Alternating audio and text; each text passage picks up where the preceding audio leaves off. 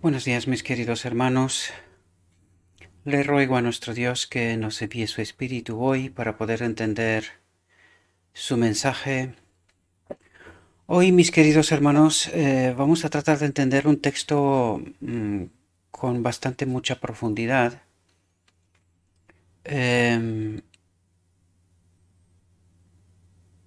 un texto que hace ciertas afirmaciones sorprendentes y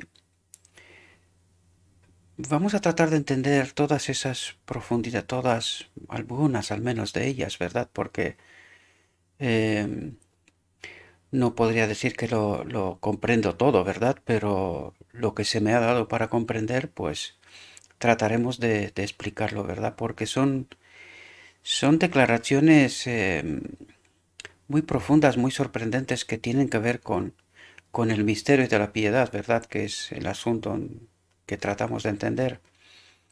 Y, y vais a ver que son declaraciones sorprendentes, ¿no? Que no comprendemos. Sin embargo, nos fue descubierto precisamente para tratar de pensar, de comprender, de profundizar en todos estos asuntos, ¿verdad? Así que el tema de hoy, la reflexión de hoy está titulada El verbo hecho carne y vamos a entrar en el texto, es un texto un poco extenso, vamos a ver qué es lo que nos trata de revelar. En el principio era el verbo y el verbo estaba con Dios y el verbo era Dios. Lo mismo sucedió al principio con Dios. Todas las cosas fueron hechas por Él y sin Él no se hizo nada de lo que se hizo. En Él estaba la vida y la vida era la luz de los hombres, y la luz brilla en las tinieblas y las tinieblas no lo comprendieron. Y el Verbo se hizo carne y habitó entre nosotros, y vimos su gloria, la gloria como del unigénito del Padre, lleno de gracia y de verdad. Este capítulo delinea el carácter y la importancia de la obra de Cristo, como alguien que comprende su tema. Juan atribuye todo poder a Cristo y habla de su grandeza y majestad, destella rayos divinos de verdad preciosa como luz del sol. Presenta a Cristo como el único mediador entre Dios y la humanidad. La doctrina de la encarnación de Cristo en carne humana es un misterio. El misterio que ha estado oculto, por lo tanto quiere decir que nos es revelado, ¿verdad? Al menos hasta el punto que seamos capaces de comprender en nuestra condición, ¿verdad? Dice, el misterio que ha estado oculto desde los siglos y las generaciones es el gran y profundo misterio de la piedad. Dice, el verbo se hizo carne y habitó entre nosotros. Y dice, Cristo asumió la naturaleza humana, una naturaleza inferior a su naturaleza celestial. Y aquí tenemos que entender claramente, y hemos venido estudiando este asunto, ¿verdad? Que Cristo deposita en el Padre, ¿verdad? Su espíritu y adopta esa naturaleza que tenía Adán, ¿verdad? Ayer mismo me llamó alguien de la iglesia, ¿verdad? Y me preguntó, oye Gabriel, ¿cuál era la naturaleza de Adán? Y le dije, entendemos, si Cristo es el segundo Adán, entendemos que la naturaleza de Adán era divino-humana. ¿Por qué? Pues porque el soplo de vida que Dios sopló en él es el espíritu que tanto habla de nosotros y tantos textos, y en este no va a ser menos, ¿verdad? Nos habla de que Dios pretende unir a sí mismo la divinidad, la naturaleza humana caída, ¿verdad? Por lo tanto, entendemos que la naturaleza de Adán era divino-humana. Por eso Cristo viene en esta naturaleza, divino-humana, ¿verdad? Eh, es verdad que esto nos pone patas arriba a muchas cosas, ¿verdad? ¿No? Que esta misma persona me decía, eh, dice, dice, me estoy volviendo loco, ¿verdad? Ya no logro entender cosas. Digo, claro, porque es que por eso digo yo una y otra vez, el enemigo de Dios nos ha engañado, ¿verdad? En muchas cuestiones y no fuimos capaces de comprender hasta ahora, ¿no? Pero gracias a Dios que pues nos revela estas realidades que aunque las teníamos por escrito, ¿verdad? Pero por las cuestiones que venimos comentando aquí, pues no fuimos capaces de comprender y este texto también nos lo va a revelar, nos va a revelar una realidad que yo sé que no nos gusta. Cada vez que hablo de esto, la gente rechaza, ¿no? Pero ayer mismo hablaba con un maestro de Israel, ¿no? Y es pastor, en fin, bastante conocido, pero no voy a hablar de nombres, ¿no? Y tenemos que asumir esta realidad. Es que es así. Y si realmente queremos ser hijos de Dios, tenemos que entender la verdad. Da igual que nos duela o que nos pueda afectar de un modo o de otro. Porque aquí, cuando colocamos la vanidad por delante, por eso no entendemos. Por eso estamos desconectados del Espíritu de Dios. Por lo tanto, hemos de asumir nuestra realidad, la que es, no la que nos gustaría o la que creemos o la que construimos. No, es la realidad de Dios. Esta es la que importa, lo digo siempre. La verdad de Dios es la que importa, nada más, ¿verdad? Por lo tanto, Cristo asumió la naturaleza humana, una naturaleza inferior a su naturaleza celestial. Por lo tanto, él depositó en el Padre, de donde surgía, ¿verdad?, su naturaleza, porque Dios no muere, ¿verdad?, la divinidad no muere, por lo tanto tuvo que depositar en el Padre su espíritu, ¿verdad?, para poder venir en la tierra en la naturaleza de Adán, divino-humana, ¿verdad? Nada muestra la maravillosa condescendencia de Dios como esto. Él amó tanto al mundo que dio a su Hijo unigénito. Y claro, aquí tenemos que entender claramente, cuando Dios dio a su Hijo unigénito. Y esto entendemos que este pacto se hizo en el cielo y se aplicó en su encarnación. Por lo tanto, ahí es cuando el Padre da a su Hijo. Lo que está pasando en la cruz no es eso, ¿verdad? No es eso. Que el enemigo de Dios nos ha engañado, ¿verdad? Y nos cuesta mucho asumir esta realidad. Pero si realmente nos interesa la auténtica perspectiva de Dios, lo que Él trata de revelar, este misterio que ha estado oculto, pero que ahora nos es revelado. Esto quiere decir que ahora, si se me revela, he de cambiar mi entendimiento, ¿verdad? Y si no lo cambio, ¿qué ocurrirá? Pues me quedaré en oscuridad. ¿Y seré salvo? Bien, espero que cada uno de vosotros asuma esta realidad. En fin, cada uno es libre de elegir lo que considere, ¿verdad? Él amó tanto al mundo que dio a su Hijo unigénito. Juan presenta este maravilloso tema con tal sencillez que todos pueden captar las ideas expuestas y ser ilustrados. Dice todos, si queremos, ¿verdad? Siempre está el condicionante. Si quiero aceptar esta realidad, ¿no? Fijaos lo que nos dice. Cristo no hizo creer que tomaba la naturaleza humana. Es decir, no nos hizo creer, ¿verdad? No solamente nos dice que tomó la naturaleza humana, pero que en realidad no la tomó, sino que dice, la tomó realmente. O sea, Él se hizo uno como nosotros. Eso es lo que quiere decir. En realidad poseyó la naturaleza humana. Fue uno como nosotros. Como los hijos son partícipes de la carne y de la sangre, también él mismo tomó parte de la misma. Era hijo de María, era del linaje de David, según la descendencia humana. Se declara que es un hombre, el hombre Cristo Jesús. Porque es que María no tiene atributos especiales, ¿verdad? Nace un ser humano como nosotros, ¿verdad?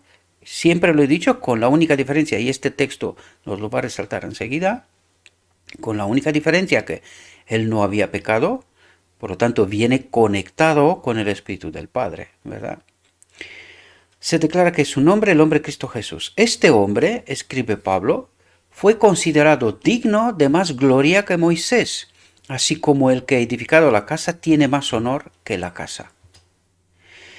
Pero mientras que la palabra de Dios habla de la humanidad de Cristo cuando estuvo en esta tierra, también habla decididamente sobre su preexistencia.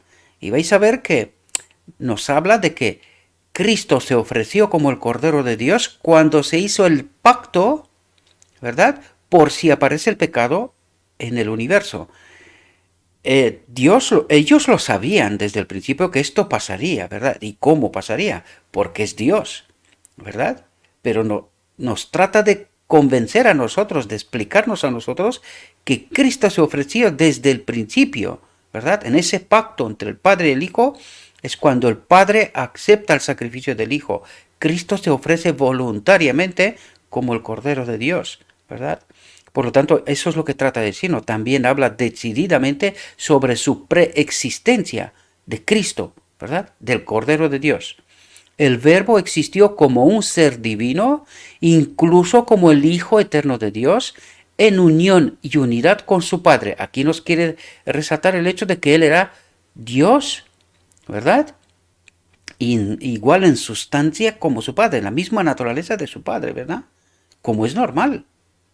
Desde la eternidad fue el mediador del pacto, y eso quiere decir que Él se ofreció desde el principio como el Cordero de Dios, ¿verdad?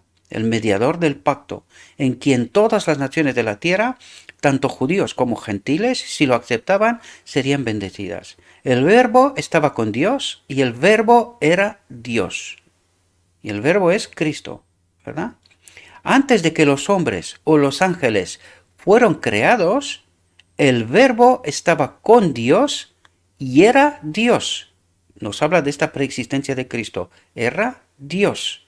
Por eso nos dijo al principio, Él se rebajó de su naturaleza a una naturaleza inferior, a un ser que Él mismo había creado, ¿verdad? A Adán. Pues se baja a la naturaleza de Adán para rescatar al hombre, ¿verdad? El mundo fue hecho por Él y sin Él nada de lo que ha sido hecho fue hecho. Si Cristo hizo todas las cosas, existió antes que todas las cosas, como es normal, ¿verdad? Como es que, o sea, tiene que haber un creador para que pueda existir cosas creadas, por lo tanto Él existió antes que todo lo que existe, ¿verdad? Las palabras pronunciadas al respecto son tan decisivas que nadie debe quedar en duda. Cristo era Dios esencialmente, eso es lo que tiene esencia con el Padre, ¿verdad? En sustancia con el Padre, y en el sentido más elevado. Era Dios. Punto. Él estuvo con Dios desde toda la eternidad, Dios sobre todo, bendecido para siempre. El Señor Jesucristo, el divino Hijo de Dios, existió desde la eternidad. Una persona distinta. El Padre es una persona distinta, el Hijo es una persona distinta, ¿verdad? Pero dice, pero uno con el Padre. Y es aquí donde quiero resaltar esto porque lo vais a ver que esto es una cuestión sorprendente. O sea, no encuentras muchas veces esta declaración, esta afirmación, ¿verdad? Sin embargo, la sierva del Señor nos habla de que el Padre y el Hijo comparten el Espíritu, ¿verdad? El Padre y el Hijo. Y por eso dice, pero uno con el Padre. No solamente en el carácter, que el Espíritu de Dios en realidad es el carácter y lo vemos a través de todo lo que tratamos de estudiar aquí, ¿verdad? Estoy tratando de explicaros cosas más profundas que a través del estudio que he hecho siempre pues me resultan, ¿verdad? De todo lo que he tratado de entender y de lo que la sierva trata de explicarnos, ¿verdad? El Padre y el Hijo son uno en espíritu, en el carácter, en el propósito, ¿verdad? En todo son una, ¿verdad? Van a lo mismo. Dice, Él era la gloria incomparable del cielo. Él era el comandante de las inteligencias celestiales y el homenaje de adoración de los ángeles fue recibido por Él como su derecho. Esto no fue un robo a Dios, es decir, adorar al Padre y adorar al Hijo era algo que se lo merecían, ¿verdad? Como Dios, ¿verdad? Porque los dos son y era Dios, me refiero a Cristo, ¿verdad? Y porque Cristo ya es divino humano, es uno como nosotros y permanecerá en esta naturaleza durante la eternidad, pero no dejará de ser el Hijo de Dios, ¿verdad? Él será repuesto en gloria como antes, pero en esta naturaleza, porque entendemos claramente que la naturaleza que tuvo con anterioridad es el precio por el pecado, ¿verdad? Y él no puede volver a tener esta misma naturaleza. Sería un engaño, ¿verdad? Sería un engaño. Por lo tanto, por eso entendemos que él preservará esta naturaleza durante la eternidad, porque la naturaleza que tuvo con anterioridad es el precio por el pecado, ¿verdad? Dice, el Señor me poseyó al principio de su camino, declara, antes de sus obras de antaño, fui establecido desde la eternidad, desde el principio o siempre fue la tierra, cuando no había abismos, fui engendrado, dice, fui engendrado, nacido del Padre, ¿verdad? Cuando no había fuentes abundantes de agua, antes que las montañas fueran asentadas, antes que las colinas nacieran yo, mientras que todavía no había hecho la tierra, ni los campos, ni la parte más alta del polvo del mundo. Cuando preparó los cielos, yo estaba allí, cuando puso un compás sobre la faz de las profundidades. Espero que la traducción del inglés, porque el texto está en inglés, ¿verdad? Puede ser que no sea del todo fideligna, ¿verdad? En gran parte está bien, ¿no? ¿Verdad? Pero es que la forma de expresar aquí, lo que pasa es que la Biblia también utiliza a veces textos con tanta profundidad que no es fácil comprenderlos, ¿verdad? Hay luz y gloria en la verdad de que Cristo era uno con el Padre antes de que se pusiera la fundación del mundo. Cuando dice el mundo, dice el universo, ¿verdad? Toda la creación, todo lo que existe, ¿verdad? Pues el Padre y el Hijo eran uno en todo, ¿verdad? En naturaleza, en carácter, en propósito, en todo, ¿verdad?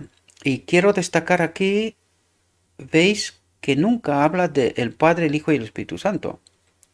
Porque el Espíritu Santo, ahora os voy a explicar yo algunas cosas justo al final de este texto, hace una declaración importante y allí, según yo entiendo, os comentaré algunas cuestiones, ¿verdad? Esta es la luz que brilla en un lugar oscuro, haciéndolo resplandecer con la gloria divina y original. Esta verdad, infinitamente misteriosa en sí misma, explica otras verdades misteriosas e inexplicables de otro modo, mientras está consagrada a la luz, inaccesible e incomprensible. Antes que nacieran los montes, o que formaras la tierra y el mundo, desde la eternidad hasta la eternidad, tú eres Dios, ¿verdad? Por lo tanto, él sigue siendo Dios, sigue siendo el Hijo de Dios, pero con la naturaleza que tiene ahora. Y entendemos que esto, por eso yo os comentaba en algún momento, eh, la divinidad ahora cubre el espectro desde Dios el Padre en sustancia hasta el ser más bajo, que es el hombre, el ser creado más bajo, y Cristo cubre todo el espectro, ¿verdad? Hasta el ser más bajo, que es el hombre divino humano, ¿verdad? Por lo tanto, por eso nos dice, tú eres Dios. Él seguirá siendo Dios, ¿verdad? Con esta naturaleza. Porque se le traerá la adoración y se le dará la gloria. Bueno, lo dirá el texto también, ¿verdad? Porque el Padre lo decidió así, ¿verdad? Y sigue siendo Dios, sigue siendo el Hijo de Dios, ¿verdad? Aunque Él está en esta naturaleza, la naturaleza del hombre divino humana. El pueblo que estaba sentado en tinieblas vio gran luz, ya que los que están asentados en la región y la sombra de la muerte, la luz es resplandeciente. Aquí la preexistencia de Cristo y el propósito de su manifestación a nuestro mundo se presentan como rayos vivientes de luz desde el trono eterno. Reúnete ahora en tropas, oh hija de las tropas, nos ha puesto sitio. Herirán al juez de Israel con vara en la mejilla. Pero tú, Belén Efrata, aunque seas pequeña entre los millares de Judá, de ti me saldrá el que ha de gobernar en Israel, cuyas salidas son desde el principio, desde la eternidad. Predicamos a Cristo crucificado, declara Pablo, para los judíos piedra de tropiezo y para los griegos locura. Pero para los llamados, así judíos como griegos, pero para los llamados, así judíos como griegos, Cristo, poder de Dios y sabiduría de Dios, ¿verdad? Porque Dios se manifiesta en Cristo, ¿verdad? Eso es lo que trata de decirnos Pablo. Fijaos lo que nos dice aquí, que Dios así se manifieste en carne es en verdad un misterio. Y sin la ayuda del Espíritu Santo, que es clave, y aquí nos revelará algo sumamente importante, y sin la ayuda del Espíritu Santo no podemos esperar comprender este tema. Y esto es una realidad. Y podemos detectarla a través de las Escrituras en los tiempos de Cristo, hoy otra vez, ¿verdad? Y fijaos lo que nos dice aquí.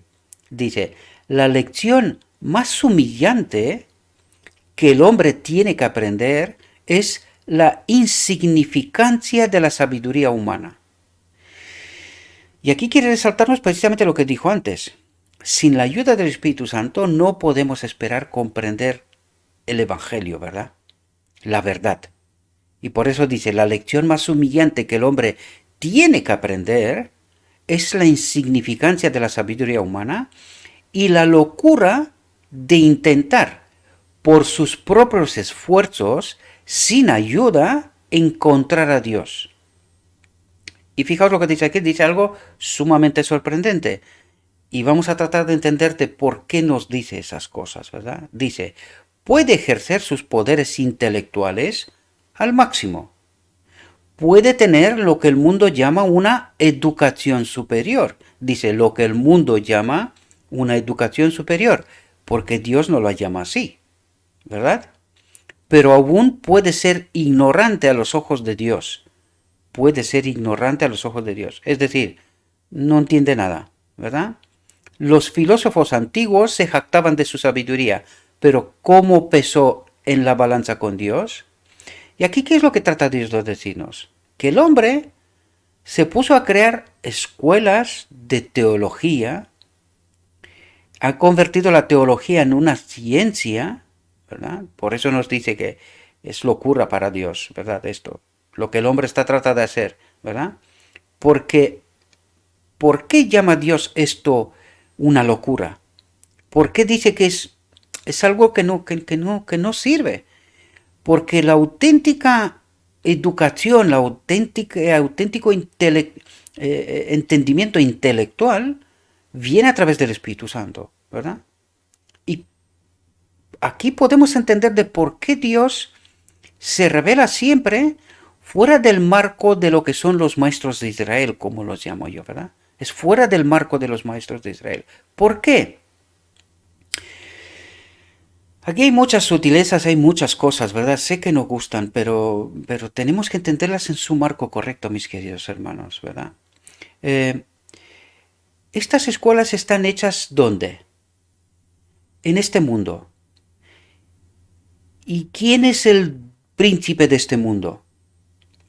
Por lo tanto, podemos entender que en estas escuelas no es donde realmente Dios se manifiesta, ¿verdad? Aunque podemos llegar a tener cierto entendimiento, ¿verdad? Pero como vemos incluso hoy, pero podemos ver también lo que pasó en el tiempo de Cristo, ¿verdad? Sin aprender directamente de Dios a través del Espíritu Santo, ¿verdad? Porque eso es lo que la palabra de Dios nos dice una y otra vez. Sin el Espíritu Santo no hay forma de poder comprender en profundidad la verdad que Dios trata de revelarnos. ¿Qué es lo que hace el hombre? El hombre cree entender ciertas cuestiones y enseña estas cuestiones. Pero ¿dónde está la fuente de la sabiduría? Pues está en el Espíritu Santo. Por lo tanto, sin una conexión con el Espíritu Santo, difícilmente el hombre puede entender, enseñado por un otro hombre, la verdad. ¿Verdad? Nosotros podemos resaltar, destacar cuestiones, pero es que todos tenemos que estar conectados con el Espíritu Santo y aprender directamente de Dios. ¿Qué quiere decir esto? De su palabra. Él se revela a través de su palabra. ¿Qué es lo que tratamos de hacer aquí? Pues revelar lo que se me da, el conocimiento que se me da y que lo consigo a través del estudio de la palabra de Dios y de esta conexión con el Espíritu de Dios, ¿verdad? Porque si no, ¿cómo entendemos lo que estamos explicando aquí? Y viene a través de escrito, está, ¿verdad? Por eso Dios trata de decirnos, yo escojo los medios y los métodos cómo me revelo, ¿verdad? Y lo hizo en el hombre Cristo Jesús, lo hace en sus mensajeros, en este caso Cristo Jesús escoge sus apóstoles a través de los cuales también se revela y luego a lo largo del tiempo ha escogido sus siervos a través de los cuales él se ha revelado, ¿verdad? Podemos entender aquí 1880, o sea, 1844, la sierva del Señor, y luego a través del tiempo, de vez en cuando, Dios ha enviado sus mensajeros. Hemos hablado de esto más al principio de este ministerio, eh, ya ha habido personas que sí que han recibido mensaje de lo alto, ¿verdad? Y también tenemos que entender en el marco correcto de que la verdad es progresiva. Por lo tanto, no podemos pretender que a nadie se le ha dado toda la verdad, ¿verdad? Quizás, si fuera un momento en donde decíamos la máxima verdad que se le ha podido dar al hombre alguna vez, podía ser en esta última generación. Sin embargo, toda la verdad en esta condición, porque cuando vamos a ir al cielo todavía se nos revelarán verdades, ¿verdad? La verdad es progresiva, la luz es progresiva, es decir, hasta en la eternidad. Por lo tanto, entendemos que en esta condición recibiremos a través del Espíritu Santo verdad, la que es necesaria para que exista esta última generación y que esta última generación glorifique a Dios, elija bien, ¿verdad? Y no sea engañada de nuevo por el enemigo de Dios, cosa que ha pasado una y otra vez a lo largo de la historia, ¿verdad? Por lo tanto, debemos de entender que es Dios el que escoge sus siervos y sus métodos de cómo se revela. Y aunque nosotros podamos hacer nuestras escuelas, y con esto no quiero decir que esto está mal, sino que simplemente depositamos confianza en los maestros de Israel, ¿verdad? Como que la luz solo tiene que venir a través de ellos. Es un error. Lo han cometido los judíos, se ha cometido en 1888 y desgraciadamente todavía el hombre deposita en el hombre su confianza, cuando en realidad el Salvador es un Salvador personal, se me revela a mí, ¿verdad? El liderazgo de la iglesia tiene su propósito, pero la verdad se nos revela personalmente. Por eso nuestro Dios es un Salvador personal a través de su Espíritu, del Espíritu Santo. Y si no entendemos esta realidad, seremos engañados, que es lo que pasará al final del tiempo, al final, porque sabemos que solamente un grupo pequeño aceptará estas realidades, se parará y tratará de reflexionar y de entender estas realidades, lo que en realidad tratamos de hacer aquí en este ministerio, ¿verdad? Por lo tanto, tenemos que entender que Dios se revela a través de sus métodos y tiene sus siervos, no los que el hombre cree, considera o se prepara. Dios trabaja a su manera, y el hombre no es nadie para decirle a Dios cómo y de qué manera, sino que es el hombre que tiene que aceptar la obra de Dios así como Dios la considera ser, ¿verdad? Salomón tenía un gran conocimiento, pero su sabiduría fue necedad. Y fijaos lo que dice aquí. Porque no sabía cómo mantenerse en independencia moral, libre de pecado, quiere decir, ¿verdad? No sabía cómo estar limpio de pecado, con toda su sabiduría, ¿verdad? Sabemos que es el hombre más sabio que ha existido alguna vez en la tierra, ¿verdad? Y sin embargo, dice, no sabía cómo mantenerse en independencia moral, libre de pecado, porque sabemos cómo acabó Salomón, ¿verdad? Con la fuerza de un carácter moldeado a la semejanza divina. Y esto quiere decir que por muy sabio que es uno, ¿verdad? Sin la conexión con el Espíritu de Dios, con esta semejanza divina, no entendemos nada, ¿verdad? Eso es lo que quiere decir. Y más sabio que Salomón no ha existido ni existirá nada, nunca, ¿verdad? Por lo tanto, ¿para qué sirven las escuelas? Eso es lo que trata de exaltarnos, ¿verdad? Salomón fue sabio. ¿Y le sirvió de qué? De poco, ¿verdad? De poco. Salomón nos ha contado el resultado de su investigación, sus concienzudos esfuerzos, su perseverante investigación. Y al final la conclusión es: no sirve de nada. Sin Dios no sirve, ¿verdad? Por la sabiduría, el mundo no conocía a Dios o no conoció a Dios. Por la sabiduría, dice. Podemos crear todas las universidades que creamos y podemos investigar todo lo que nos parezca. Así no conoceremos a Dios. Eso es lo que nos trata de decir. Conocer a Dios es esta conexión vital con su Espíritu, y es así como Él se nos revela personalmente. Este es el método Y no hay otro, por mucho que lo intentamos y por mucho que puede resultar molesto para algunos. Y si resulta molesto, yo estaría preocupado en su lugar, ¿verdad? Porque esto quiere decir que no estoy conectado con el Espíritu de Dios. Si no soy capaz de aceptar la verdad que Dios me transmite, me revela, esto es porque no estoy conectado con su Espíritu. Y allí todos los títulos de este mundo no sirven. Y mayor título que Salomón difícilmente obtendría alguno, ¿verdad? Porque ¿qué es lo que se trata de obtener en las universidades? Sabiduría, entendimiento de Dios, ¿verdad?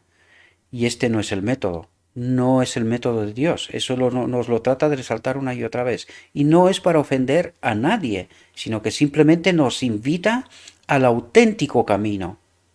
La auténtica sabiduría, la que resulta de su espíritu, de esta conexión personal con cada uno de nosotros, ¿verdad? Su estimación del carácter divino, su conocimiento imperfecto de sus atributos, no ampliaron ni expandieron su concepción mental. Sus mentes no se ennoblecieron en conformidad con la voluntad divina, sino que se sumieron en la más burda idolatría. Y eso es lo que ha pasado. Y eso es lo que ha pasado hoy en día también, ¿verdad? ¿Por qué lo que tratamos de decir aquí, de dar a conocer aquí, es un disparate frente a lo que se predica, frente a las teologías que tenemos? Y eso es lo que nos dice aquí. Estas universidades, estas escuelas de maestros, lo que han hecho es sumieron la más burda idolatría. Y es una realidad. Yo sé que es molesta, lo sé. Yo lo sé, lo entiendo perfectamente. Pero, ¿qué realidad queremos aceptar? ¿La que nosotros construimos o la que Dios nos revela? Si queremos ser salvos, si queremos estar conectados con su Espíritu, tenemos que aceptar lo que Dios nos dice, porque en Él hay verdad, no hay engaño, ¿verdad? Profesando ser sabios, se hicieron necios y cambiaron la gloria de Dios incorruptible por una imagen semejante a la del hombre corruptible, a la de las aves, a la de los cuadrúpedes y a la de los reptiles. Este es el valor de todos los requisitos y conocimientos aparte de Cristo. Y esto es lo que ha pasado históricamente. ¿Por qué? Pues porque el maestro de este mundo, el príncipe del mal, pues ha introducido en en todo lo que ha tocado, ¿verdad? Apostasía, apostasía. Y eso es lo que Dios trata de revelarnos. Y si crees que Dios tiene maldad por decir lo que está diciendo, pues no lo sé, no lo sé. Yo creo que deberíamos de entender la realidad que Dios trata de revelarnos, porque lo que está diciendo es que el auténtico conocimiento viene de esta relación directa entre su palabra y el Espíritu de Dios, que nos revela lo que Dios trata de transmitirnos en verdad, ¿verdad? Y por eso nos cuesta tanto aceptar que estamos en error. Nos cuesta mucho. Porque claro, llevamos tanto tiempo como si el tiempo fuera un valor en sí mismo, ¿verdad? Si porque una verdad mal entendida lleva 1000 años, Dios viene hoy y me la revela, es que esta es la lucha de Cristo en realidad con los fariseos. Esto mismo pasó. Pues llevaban cientos de años entendiendo mal cosas y actuando de mala manera. Viene Cristo, le revela la verdad. ¿Qué es lo que hacen? Lo matan. ¿Verdad? Lo matan. Y esto ha pasado con los profetas a lo largo de la historia. ¿Y quién es el espíritu que invita a esto, a esa actuación? Y el hombre sigue engañado, ¿verdad? Le cuesta asumir la verdad, la realidad. Yo soy el camino, la verdad y la vida, declara Cristo, ¿verdad? Y ahora nos apunta de dónde viene auténtica sabiduría, de dónde viene el auténtico conocimiento, ¿verdad? Nadie viene al Padre sino por mí, ¿verdad? Por lo que Cristo nos reveló. Este es el camino.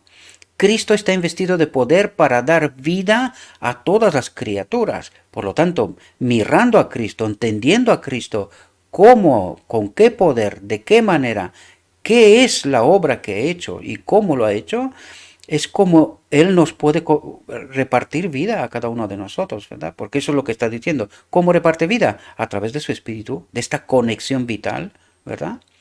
como me envió el Padre viviente, dice, y yo vivo por el Padre, así que el que me come, él también vivirá por mí. Así que el que me come, ¿qué quiere decir? Aquel que el que se acerca a la palabra de Dios, aquel que entiende mi obra, aquel que quiere entender qué es lo que he hecho, cómo lo he hecho, con qué poder, con qué propósito, ¿verdad? Él también vivirá por mí, ¿verdad? Por la obra de Cristo, por lo que él ha hecho, entendiendo qué es o cuál es la obra de Cristo y de qué manera ha hecho todo esto, ¿verdad? Dice, fijaos lo que dice, el Espíritu es el que da vida. El Espíritu, dice, la carne para nada aprovecha. Es decir, el hombre puede estudiar y tratar de entender por sí mismo todo lo que quiera. Sin mi Espíritu, solo vas a malentender. Nunca vas a entender la realidad. Eso es lo que trata de resaltar, ¿verdad?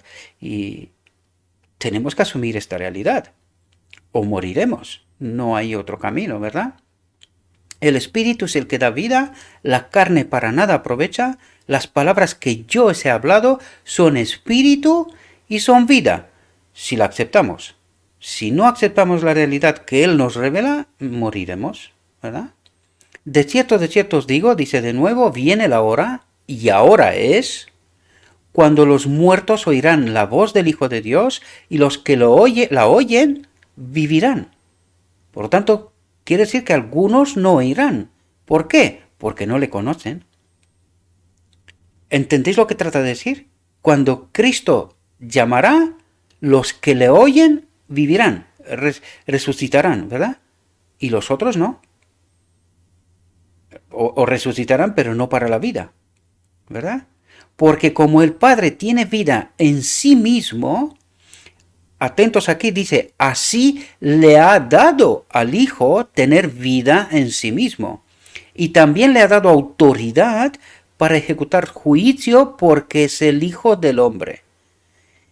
Y ahora entenderemos un poquito más de este texto, ¿verdad? Porque pronto nos hará una afirmación sumamente importante y ahí os explicará ciertas cuestiones, a una comprensión a lo que yo he tratado de llegar a través de todo lo que he estudiado hasta ahora, ¿verdad? Y aún me queda mucho, ¿verdad? Todavía queda mucho por estudiar. Pero sin embargo, si algo entiendo mal, no os preocupéis porque yo mismo vendré a rectificar. Si entiendo mal una cosa, no me cuesta nada decir, oye, me he equivocado, he cometido un error. Lo que he dicho con anterioridad, pues está erróneo porque ahora la palabra de Dios nos dice otra cosa que yo no la había entendido, pero lo entiendo ahora y lo rectifico. Y esa es la actitud correcta, ¿verdad? Eso es lo que tenemos que hacer en todo momento, porque si no, la vanidad nos puede. Es decir, no revelo la verdad porque, claro, ¿cómo voy a reconocer yo que estoy errado o que he estado errado? ¿Verdad? Y este es un problema. Esto quiere decir que no estoy conectado con el Espíritu de Dios, porque en el Espíritu de Dios hay verdad. ¿Entendemos?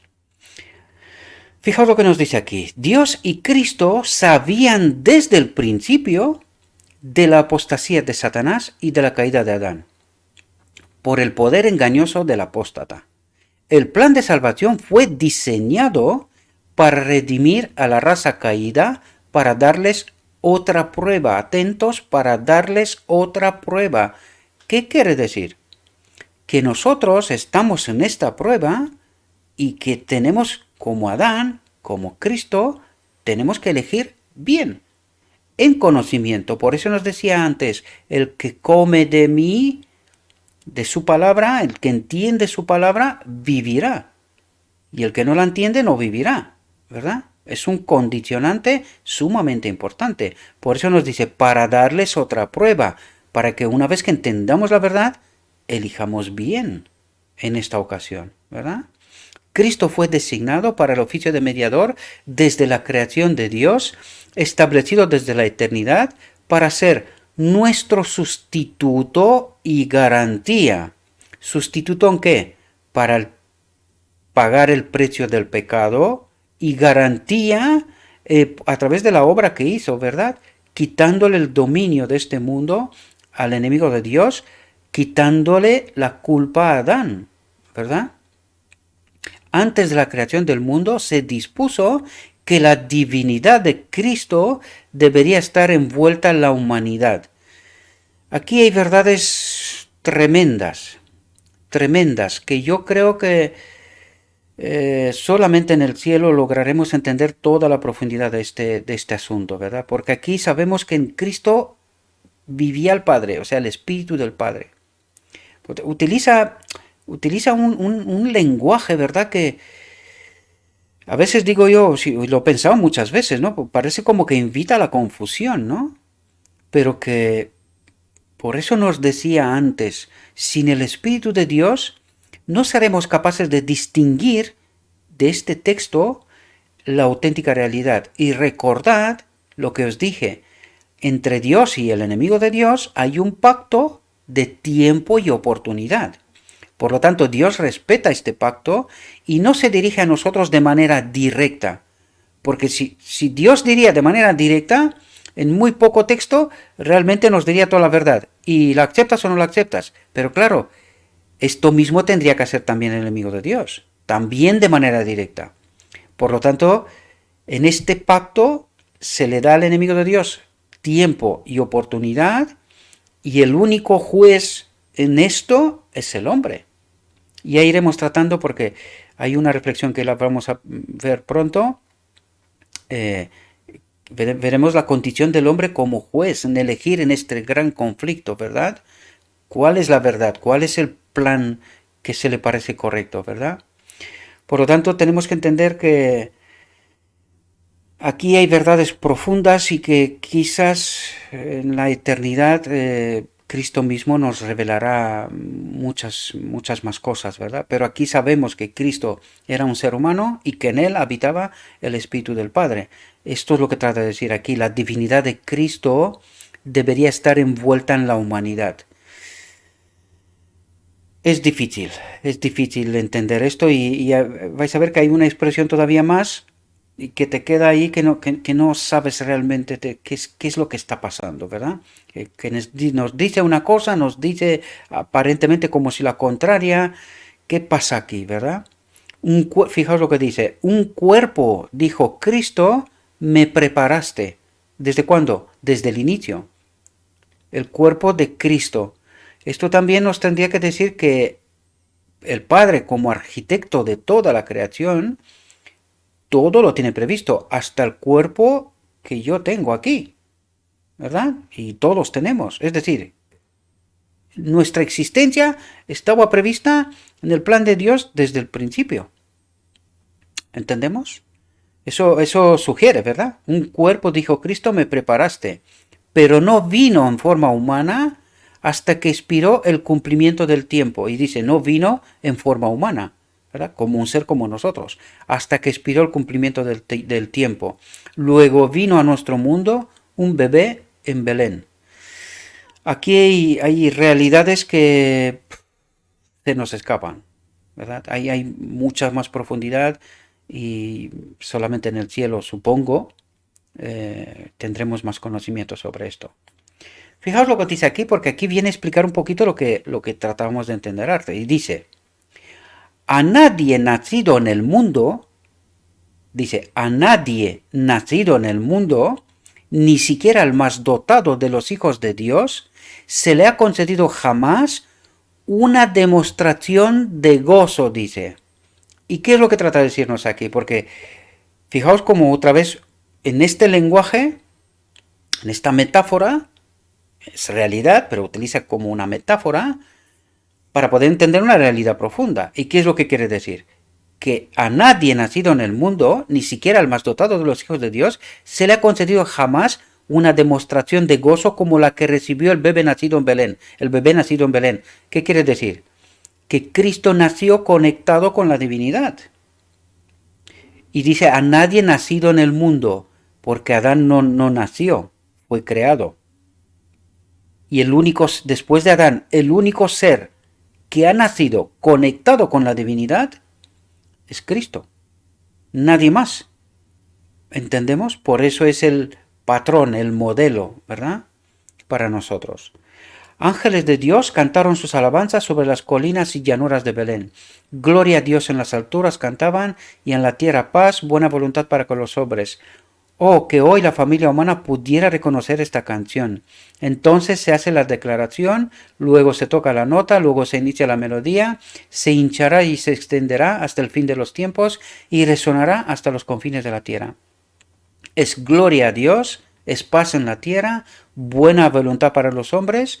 Cuando el sol de justicia se levante con curación en sus alas, la canción que comenzó en las colinas de Belén resonará con la voz de una gran multitud como la voz de muchas aguas, diciendo, aleluya para el Señor Dios omnipotente, reina. Aquí nos habla casi todo el Evangelio, ¿verdad? Desde Cristo en metáfora, ¿verdad? Cristo que ha bajado siendo Dios, se ha hecho hombre, ha traído curación a la humanidad y volverá a estar de nuevo en el cielo, porque esta expresión, aleluya para el Señor Dios omnipotente reina, es del Apocalipsis 18, 19 creo, 18.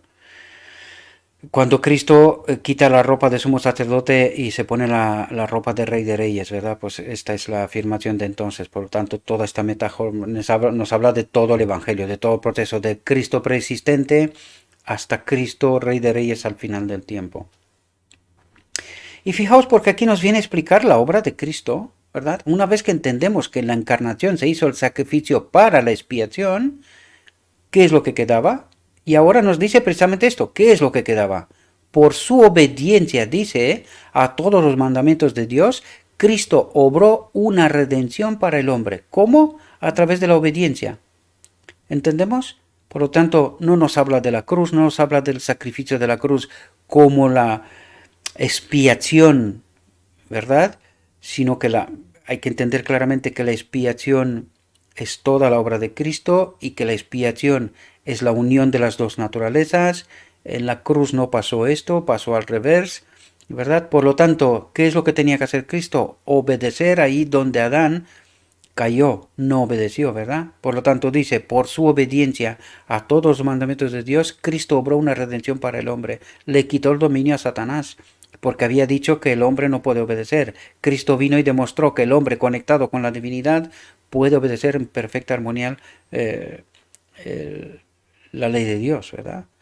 Esto no se hizo saliendo de sí mismo hacia otro, sino tomando la humanidad en sí mismo. Es decir, vino como hombre y como hombre, obedeciendo, redimió al hombre, ¿verdad? Llevar a la humanidad a Cristo, traer a la raza caída, atentos que aquí nos dice una realidad importante que no la hemos entendido nosotros, traer a la raza caída a la unidad con la divinidad. Es la obra de la redención. Y aquí entendemos claramente qué es la expiación. La unión del hombre con la divinidad, de las dos naturalezas. Esta es la expiación en realidad, ¿verdad? Por lo tanto, traer, dice, llevar a la humanidad a Cristo, que esta es la obra que hizo a través de su obediencia, quitó el dominio de la mano de Satanás, por lo tanto, nos libera a nosotros, y dice, llevar a la humanidad a Cristo, traer a la raza caída la unidad con la divinidad. Es la obra de la redención. Nos conectó en Pentecostés con su espíritu, ¿verdad? Cristo tomó la naturaleza humana para que los hombres fueran uno con Él, como Él es uno con el Padre. Y aquí nos habla del final del día de la expiación, porque lo que quiere decir antes, traer a la raza caída a la unidad con la divinidad, es la obra de la redención. Es decir, su espíritu nos justifica hoy, en mi vida, ¿verdad? La obra del Espíritu es justificarme, limpiarme, purificarme, ¿verdad? Para que al final del día de la expiación seamos uno con Dios a través de Cristo. Son verdades profundas, es decir, para que su espíritu pueda volver a habitar en este templo. Este es el decreto divino. Pronto hablaremos de esto porque tengo un texto que me lo envió un hermano y hablaremos de este asunto, del decreto divino, ¿verdad? ¿Qué es? Otro texto más, ya que lo hablamos en varias ocasiones, ¿no? Por lo tanto, Cristo tomó la naturaleza humana para que los hombres fueran uno con Él, como Él es uno con el Padre, para que Dios ame al hombre como ama a su Hijo unigénito. Para que los hombres, fijaos lo que dice, para que los hombres sean partícipes de la naturaleza divina y sean completos en Él. El Espíritu Santo, atentos a lo que dice aquí, una afirmación tremenda. Y eso nos tumba la doctrina de la Trinidad, pero vamos, esta es una apostasía, lo sabemos, ya lo he declarado en varias ocasiones y mucha gente lo sabe claramente que es así, ¿verdad? Otra cosa es que no lo quieren declarar porque no conviene, ¿verdad?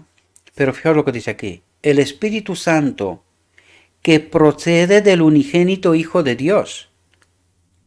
Tremenda declaración, ¿verdad? ¿De dónde procede el Espíritu Santo? Del unigénito Hijo de Dios. Une a la gente humano, cuerpo, alma y espíritu, a la perfecta naturaleza divino-humana de Cristo. ¿Entendemos lo que está diciendo?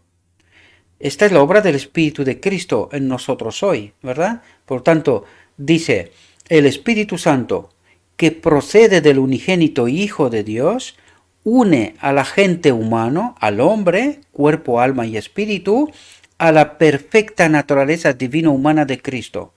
Esta unión está representada por la unión de la vid y las ramas. El hombre finito está unido a la hombría de Cristo. Fijaos lo que dice aquí. Por la fe. ¿Y por qué dice esto? Pues hay que entender lo que pasó en Edén. Por la confianza, dice. Por la fe, por entender la obra de Cristo y el propósito de Cristo, que es lo que tratamos de entender y nos revela aquí, ¿verdad? Que el hombre elija, esté conectado al Espíritu de Dios, ¿verdad? Lo que no eligió Adán. Él tenía que elegir entre estos dos proyectos. ¿Cómo quiere? ¿El universo de Dios, en donde su Espíritu de Dios habitan todos los seres creados? ¿O el mundo del enemigo de Dios, donde dice no queremos ningún espíritu, el hombre tiene que estar perfectamente libre, sin saber que sin la fuente de vida moriremos? Nos lo dijo Dios, pero no lo creímos, ¿verdad? Y todavía hoy no logramos entender este asunto. Por eso nos dice, por la fe, por creer lo que Dios nos plantea, lo que Dios nos propone, dice, la naturaleza humana se asimila a la naturaleza de Cristo, se une con la divinidad. Fijaos lo que dice aquí, justo el final del día de la expiación, dice, somos hechos uno con Dios en Cristo, es decir, al final del día de la expiación, cuando se da el decreto divino, recibiremos, una vez que el Espíritu de Cristo ha hecho en nosotros la limpieza, la purificación, seremos conectados, el Espíritu del Padre vuelve a estar conectado en su templo con nosotros, con la humanidad. En Cristo, dice, ¿verdad? Pues a través de la obra de Cristo. Cristo nos lleva a este punto de donde Adán se separó inicialmente, ¿verdad? Y por eso la sierva del Señor nos habla el Espíritu del Padre y el Espíritu del Hijo, ¿verdad?